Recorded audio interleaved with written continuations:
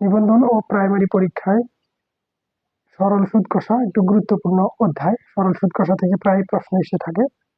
তো আজকে আমরা 18তম নিবন্ধন পরীক্ষায় কলেজ পর্যায়ে যে প্রশ্নটি এসেছিল সেই প্রশ্নটি সমাধান করব।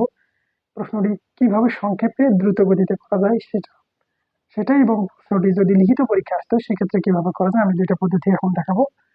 প্রথমে এখানে দেওয়া ছিল প্রশ্নটা এরকম: সরল সুদের কোনো আসল 12 বছরের সুদ আসলে 4 গুণ হলে সুদের হার কত?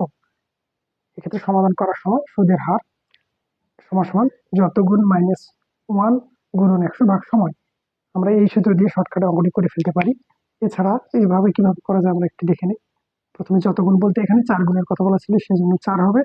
তারপরে সূত্রের 1 গুণন 100 এরকম থেকে যাবে পার্সেন্ট আসলে সুদের হার, যেহেতু সময় হচ্ছে এখানে কত দেওয়া আছে, সময় দিয়েছে 12 বছর।